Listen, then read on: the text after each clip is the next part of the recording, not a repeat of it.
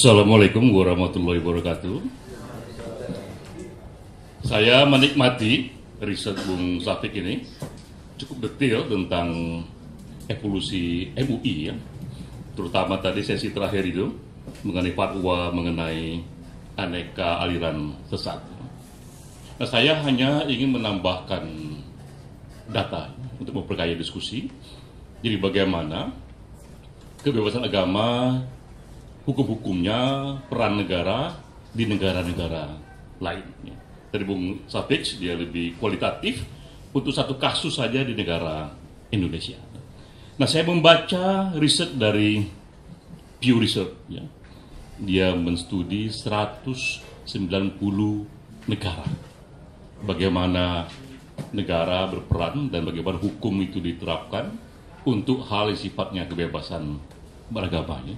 Jadi 198 negara yang diriset oleh Pew Research ini. Nah, didapatkan ada 24 negara yang menerapkan hukum-hukum begitu negatif, begitu diskriminatif terhadap kebebasan beragama.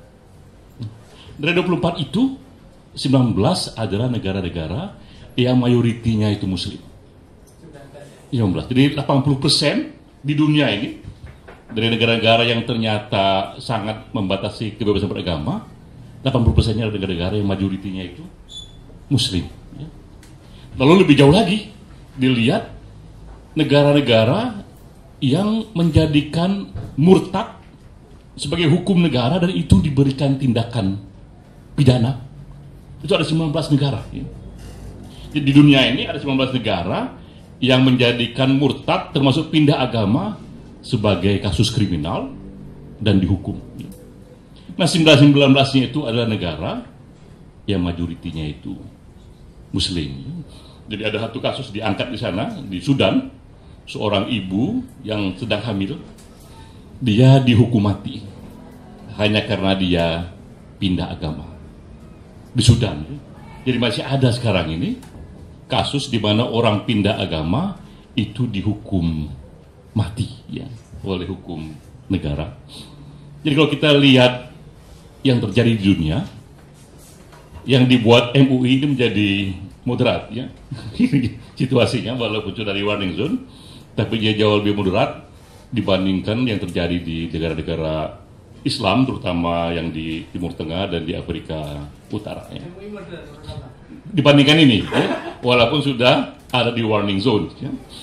Nah, karena itu saya kira memang penting untuk melihat ulama dan perannya itu dalam kerangka, saya kira kerangka tipe rejim. Ya. Karena tipe rejim yang berbeda, dia akan memberikan struktur yang berbeda kepada peran ulama. Jadi ada negara Islam, ada negara yang non-Islam. Ya. Nah, di negara Islam ini memang semua hukum-hukum Islam yang dibuat ulama diotomatis menjadi hukum negara, sehingga akhirnya pemerintah bisa mengeksekusi menggunakan semua aparatusnya, termasuk penjara, termasuk juga hukuman mati untuk menjalankan apa yang disepakati oleh ulama dan menjadi hukum Islam. Ya. Nah, itu tipe rejim negara Islam. Tapi kita tidak di sana. Ya. Negara kita bukan negara Islam, sehingga peran ulama tidak sepenting di negara Islam. Karena itu fatwa ulama ini dia tidak masuk dalam struktur hukum nasional. Kalau hukum nasional kita itu paling tinggi hierarkinya Undang-Undang UUD 45, lalu ada Perpu, ada undang-undang, ada UUD 45, undang-undang, Perpu, kemudian ada peraturan presiden, peraturan menteri sampai perda. Ya. Fatwa tidak masuk sama sekali di sana. Sehingga bagi publik di Indonesia yang tipe rejimnya itu bukan negara agama, fatwa ulama hanya seperti opini ulama saja. Ya. Dan arti dia bisa dipakai, bisa tidak, tak ada kekuatan pemaksanya. Dan negara pun juga tidak diharuskan untuk menjadikan itu sebagai bagian dari hukum nasional yang bisa dipaksakan kepada warga negara. Di situlah kemudian lebih amannya kita tinggal di negara-negara seperti ini, bahwa fatwa ulama walaupun sekeras apapun dia, tetap posisi dia sebagai opini ulama yang tidak masuk dalam hukum nasional. Ya.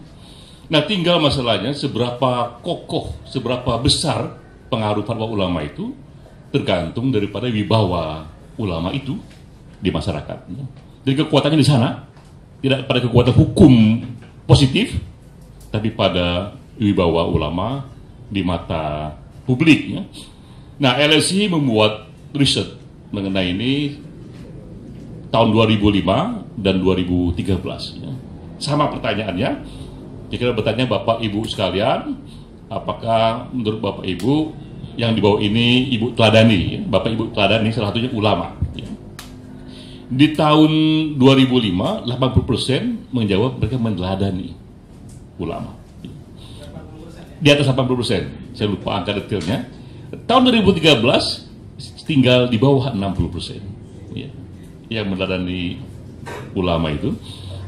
Jadi terjadi, ya, dari 2005 sampai 2013, 8 tahun demokratisasi, ya, terjadi gradasi penurunan wibawa ulama di mata publik. Dan saya kira itu akan terus berlangsung sehingga akhirnya fatwa ulama tadi yang tidak menjadi hukum nasional, tidak punya kekuatan imperatif karena negara tidak menggunakannya, pelan-pelan juga kewibawaannya pun juga makin berkurang. Ya.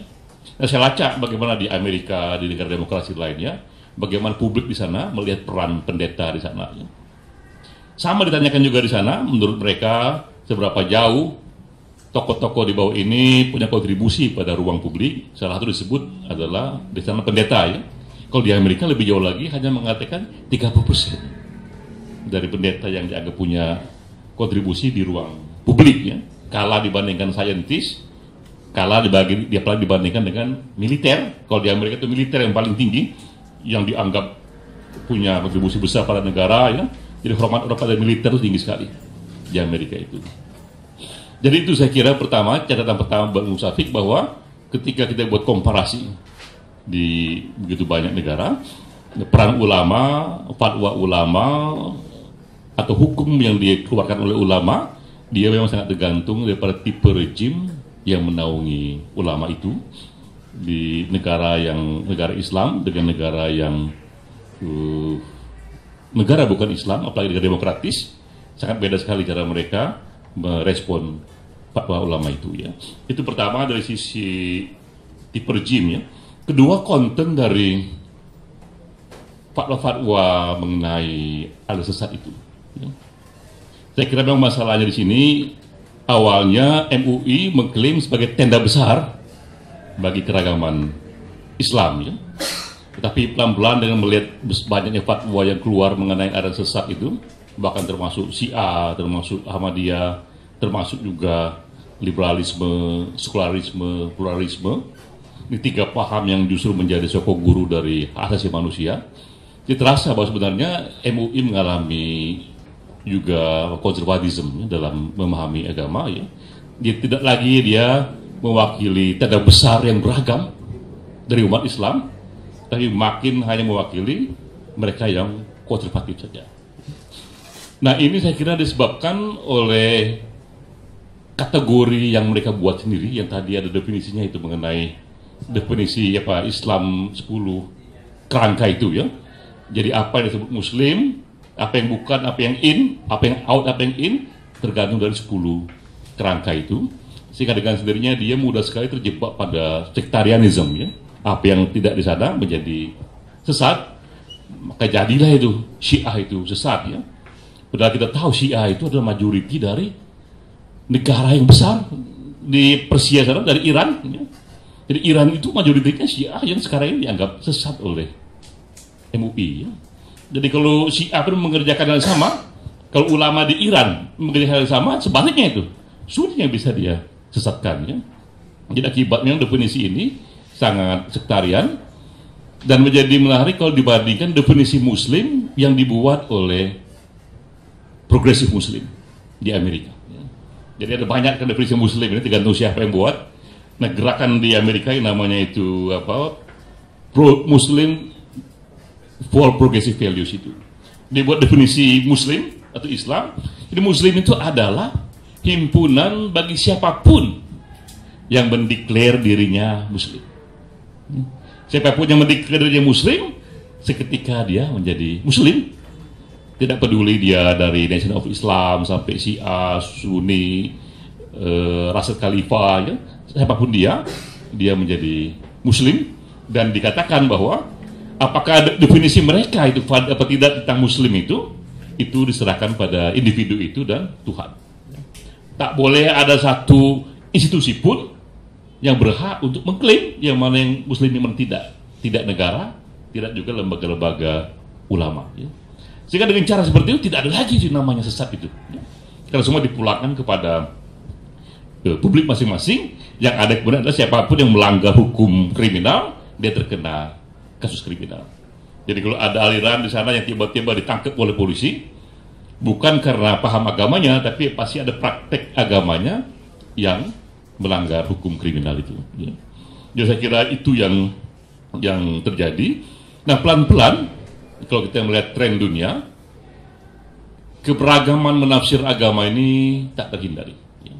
Dan derasnya arus sejarah globalisasi dan juga keberagaman expose pada global informasi tak terhindari juga membuat yang namanya itu liberalisme, yang namanya pluralisme itu menguat. Ya. Sehingga pada waktunya semua tafsir yang konservatif itu tetap hadir, tapi dia akan mengalami marginalisasi. Ya. Nah, kalau itu terjadi, ya MUI tetap hadir. Jika itu tetap pegangannya konservatif, tapi makin lama dia makin mengalami marginalisasi. Fatwa boleh terus lahir, tapi kekuatan pengaruhnya pada publik akan berkurang. Ya. Jadi itu saya kira ini tambahan dari saya. Dari pertama adalah tipe rejim sebuah negara sangat menentukan peran ulama. Ya. Kedua juga di negara-negara yang bukan negara Islam, kewibawaan ulama juga semakin mengalami marginalisasi jika dia memaksakan interpretasi yang menentang arus besar demokrasi dan hak asasi manusia. Ya. Wassalamualaikum warahmatullahi wabarakatuh.